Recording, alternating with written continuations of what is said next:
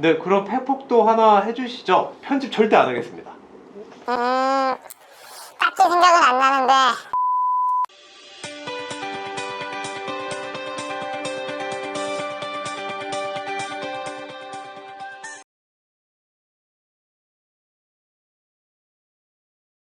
안녕하세요. 해고라 광장을 운영하고 있는 농업원인 평정 이종원 노무사입니다. 자, 오늘은 실제 사건을 의뢰하셨던 귀한 손님을 어렵게 모셨기 때문에 좀 더 오래 붙잡아두고 싶어서 추가로 한 편 더 가겠습니다. 그 전에 이 의뢰인분 정말 대단한 분이십니다. 진노위, 중노위, 행정법원, 고등법원, 대법원까지 사건을 끌고 가서 결국 이기신 분. 이 정도 멘탈이면 상위 10% 멘탈이라고 할 수 있죠. 자, 이번에는 우리 의뢰인분께서 직접 겪어보신 저랑 우리 법인 이야기를 좀 들어볼까 합니다. 사전에 질문지를 드리거나 답변을 이렇게 해달라 라고 압력 전혀 넣지 않았습니다. 다만 이상한 말이 나오면 저희는 편집을 할 뿐입니다. 자, 그럼 본격적으로 우리 의뢰인 이야기를 좀 들어보겠습니다. 자, 제가 질문을 드리겠습니다. 사실 아무리 지인이더라도 내 중요한 사건을 맡기는 건 좀 다른 문제잖아요. 우리 의뢰인분 성격상 아는 노무사 변호사도 참 많으셨을 것 같은데 저랑 저희 법인을 선택하신 이유를 좀 말씀을 부탁드립니다. 지인이니까요. 제가 질문을 굉장히 고심해서 성의 있게 했는데 좀 더 구체적으로 말씀을 해주셨으면 좋겠습니다. 팩폭도 괜찮습니다. 편집 절대 안 하겠습니다. 사실 저희가 이제 입사 동기이고 한 달 넘게 합숙하면서 이제 볼 거 못 볼 거 다 보게 된 사이잖아요. 그러다 보니까 동기들끼리는 서로가 좀 우습게 생각을 하죠. 그래서 종원이라는 친구가 제 기억상 착하고 성실했던 것은 맞는데 기숙사에서 맨날 팬티바람에 헛소리만 하던 놈한테 내 중요한 사건을 맡겨도 될까? 이런 생각을 하긴 했죠. 믿고 맡기려면 뭐 성실성, 실력 두 가지가 중요한데 그래도 성실성 한 가지는 검증됐으니까 그래서 삭제를 맡기게 된 겁니다. 자, 보통은 지인이 있으면은 믿고 사건을 맡기죠. 그런데 여기 옆에 계신 분께서 기숙사에서 볼 거 못 볼 거를 다 본 이유로 사건을 선뜻 위임하는데 주저하셨다. 저는 이렇게 받아들였습니다. 그래서 그런지 그때 형 깎아달라고 하셨잖아요. 평소에 남자다운 척은 다 해놓고. 이기고 난 다음에 속이 살잖아. 시청자분들께 한 가지 팁 말씀드리면 이 친구가 이렇게 깎아달라고 하면 좀만 쪼르면 잘 깎아줍니다. 참고해 주시면 됩니다. 방금 말씀은 편집할지 여부를 한번 고민해 보도록 하겠습니다. 자, 그러면 다음 질문을 드리겠습니다. 저랑 입사 동기로 기숙사에서 합숙하면서 볼 거 못 볼 거 다 보신 덕분에 처음에는 이 친구가 믿을 만한데 실력은 있을까 의심하셨다고 하셨는데 이 사건 진행하면서 그 의심이 좀 좋은 방향으로 혹시 바뀌셨는지 한번 여쭤보고 싶습니다. 네, 물론입니다. 종원이가 진행하면서 실력을 보여주지 않았으면 아마 중간에 제가 오히려 지인이기 때문에 쉽게 해제했을 겁니다. 네, 계약 해지 안 하시고 끝까지 가주셔서 고맙습니다. 그런데 어떤 부분에서 제가 실력이 있구나 그렇게 느끼셨나요? 우선 자신감이라고 생각합니다. 이건 이길 수 있다. 상대가 외국계 기업이고 대리인도 국내 최고 수준의 법인이기도 하고 회사가 자기들이 지면 대법원까지 끌고 갈 가능성도 상당하지만 끝까지 가보라고 저한테 조언을 하셨던 부분이 믿음이 많이 갔습니다. 한편 이런 생각도 했습니다. 야 임마, 상대방은 야 네가 뭔데 걔들한테 비빌 수 있어? 네, 사실 저도 다른 의뢰인께는 그 정도로 자신있게 얘기하지는 못합니다. 아무리 사건 내용 자체가 우리 쪽에 유리하더라도 판단은 사람이 하는 것이기 때문에 자신있게 얘기하기는 좀 힘들죠. 그런데 형은 지인이니까 제가 별 거리낌 없이 자신있게 제가 말을 할 수 있었던 겁니다. 만약에 졌으면 형 상대방 X잖아 어쩔 수 없었어 이렇게 했을 거 아니야. 네, 사실 매우 부담스러운 상대방인 거는 확실하죠. 그런데 그때는 정말 자신이 있었습니다. 사실 노동사건에서 얘기를 좀 하면은 외국계 기업은 부당해고 구제 신청이 노동위원회에 접수되면은 대부분 자문법무법인을 대리인으로 하여서 진행을 하는데 대부분 법무법인이 그쪽이 나오더라고요. 노동위원회에서 꽤 자주 보는 편입니다. 근데 한 가지 말씀드릴 점이 노무사들이 광고를 하면서 내가 이겼다 상대로 승률이 몇 프로 이상이다 라고 광고하는 노무사분들이 계신데 이겼다라는 것과 실력과는 큰 상관이 없습니다. 그런 거에 현혹되지 마시고요. 그리고 제가 겪어본 은 분명히 배울 것이 참 많은 집단이었습니다. 눈에 보이진 않아도 시스템이 참 훌륭한 로펌이구나 라고 느꼈고, 의뢰인을 대하는 서비스 마인드, 그리고 이번에 방송 찍으면서 이 사건을 다시 살펴보게 되는데, 그들이 했던 주장을 쭉 살펴보면서 아, 당시에는 저런 주장을 도대체 왜 하지? 싶었던 부분들이 지금 살펴보니 아, 이런 정교하고 깊은 뜻이 있어서 굳이 그런 주장을 한 것이구나를 확실히 알게 되면서 아, 배울 건 제대로 배워야겠다라고 저는 느꼈습니다. 갑자기 겸손하고 그래요? 방송이잖아요, 형. 그리고 또 사건 진행하면서 어떤 부분이 또 믿음이 가셨나요? 종로무사가 서면 작성한 것을 봤는데 진짜 잘 썼다고 느꼈습니다.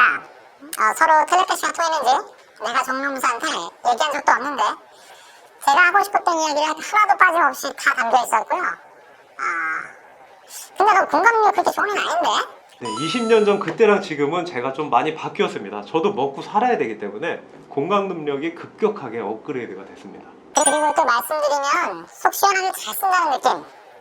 특히 너무 통쾌해서 아직까지도 기억에 남는 부분이 있는데, 회사가 저한테 직장 내 괴롭힘했다는 이유로 징계해고를 했는데, 그럼 회사 니들은 그런 괴롭힘 방지를 위해서 뭘 했는데? 라는 것을 법적으로 의미있게 그리고 논리적으로 풀어나간 부분에 있어서 이야, 책임 떠넘기기를 참 무한하게 잘하는구나 종원이, 이런 느낌을 좀 받았습니다. 아, 네, 저도 말씀하시니까 이제 기억이 나려고 합니다. 제가 그 부분 찾아서 화면으로 한번 띄워드리겠습니다. 자, 여기 화면에서 보이는 이 부분입니다. 회사는 취업규칙에 직장 내 괴롭힘 방지 관련 규정을 넣어야 하고, 그렇지 않으면 벌칙이 주어지는데 니네 취업규칙 이게 뭐냐? 그래놓고 직원한테 직장 내 괴롭힘 했다고 징계해고까지 하냐? 그럴 자격이 있냐? 뭐 이런 내용이었죠. 그리고 또 하나 기억이 나는 것은 회사가 나한테 회사 비밀을 무단으로 공유했다고 주장했고, 상대방 대리인도 그 점을 서면으로 주장했던 것으로 기억이 하는데, 그 모순점을 이종훈 노무사가 정확히 짚어낸 것도 기억이 납니다. 네, 저도 그 부분 말씀하시니까 기억이 납니다. 형이 업무용 단톡방을 개설한 것이 회사 비밀 유지 규정에 위반된다면서 와, 너 진짜 큰일 났어 식으로 주장해놓고, 사실은 형이 단톡방을 잡담용으로 개설한 것으로 보여진다라는 모순된 주장을 했었죠. 제가 그 부분을 짚어냈던 것도 기억이 납니다. 사실 굉장히 지엽적인 부분인데 이런 대형 법무법인도 이런 실수를 하는구나, 그리고 내가 그 모순점을 짚어냈다라는 생각에 당시에 좀 뿌듯했었는지 그 부분도 지금 잘 기억이 납니다. 그리고 정확히는 기억이 안 나는데, 외국계 기업의 이런 행태에 대해서 경정을 올려달라고 네가 호소했던 부분, 이 부분이 왜 기억이 나냐면, 근데 이상하다, 종훈이 이렇게 정의가 멈추는 애는 아닌데 이건 뭐지 싶어서 기억이 남지. 아, 제가 그런 말도 썼었나요? 가서 찾아봐, 나 기억이 나. 네, 찾으면은 그 부분도 제가 편집할 때 같이 띄워드리겠습니다. 근데 그런 문장을 쓴 것 같기는 해요.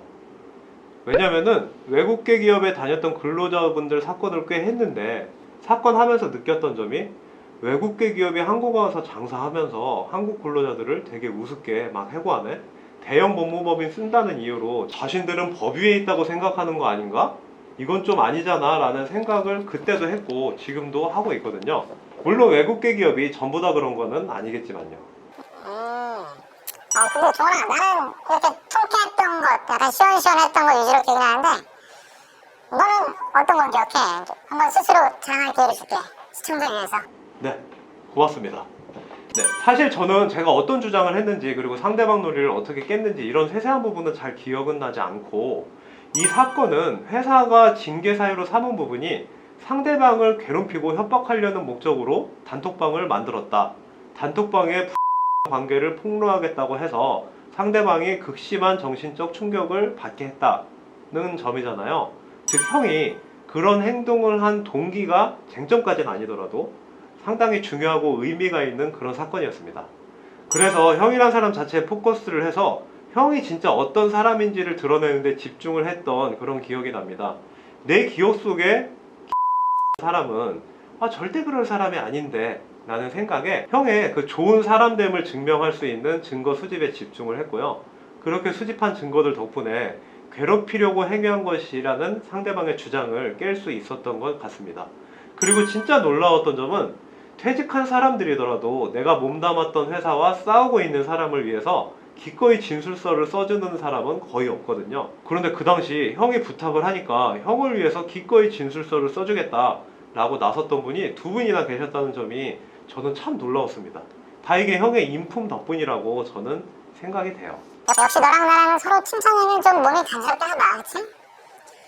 근데 팩폭을 해야 되는데 서로 칭찬만 하는 것 같은데 처음부터 네가 질문하고 내가 답하는 구조라는 거 보고 팩폭하러 오라고 해서 왔는데 말이었구나 싶었는데 결국 이렇게 됐네? 네, 그럼 팩폭도 하나 해주시죠. 편집 절대 안 하겠습니다. 딱히 생각은 안 나는데 앞으로 또 맡기거나 누구 소개시켜주면 좀 더 싸게 해줘. 그건 안 돼요. 물가가 그동안 많이 올랐어요. 제가 동기 노무사들에게 너희 법인은 사건 얼마 받고 해? 라고 물어봤는데 우리 법인이 절대 비싸게 받지 않다는 거 알게 됐거든요. 사실 더 받아도 될 것 같은데. 와, 종훈이 똘똘한 친구 같네. 너보다 석 더 잘할 것 같은데? 아, 네, 인정입니다. 근데 우리 이렇게 분위기 좋으면 또 안 되잖아요. 서로 띄워주면 시청자분들도 구독 취소 누르시니까 더 분위기 좋아지기 전에 여기서 마치도록 하겠습니다. 네, 해고 사건 관련 의뢰 또는 상담이 필요하신 분들만 이 영상 마지막에 나오는 컨택 포인트 댓글 참고하셔서 연락 부탁드리고 또한 구독과 좋아요도 꼭 눌러주시기 바랍니다. 다음번에 더 도움되는 내용으로 찾아뵙겠습니다. 이상 해고라 광장을 운영 중인 노무법인 평정 이종원 노무사였습니다. 감사합니다. 자, 김소연 노무사 고마워. 이거 시중에서 팔고 있어서 내가 사왔어. 선물이야. 우와. 집중력이 좋아진다는 에코젠 프로? 아, 저도 진짜 사고 싶었는데 어디서 파는지 몰라서 못 사고 있었어요. 아, 이 에코아젠 프로를 어디서 파는지 아직도 모른단 말이야? 여러분, 네이버 스마트 스토어에 에코아젠 프로를 검색하시면 쉽게 여러분들과 만나볼 수 있습니다. 자, 에코아젠 프로 많이 사랑해주세요. 와. 아.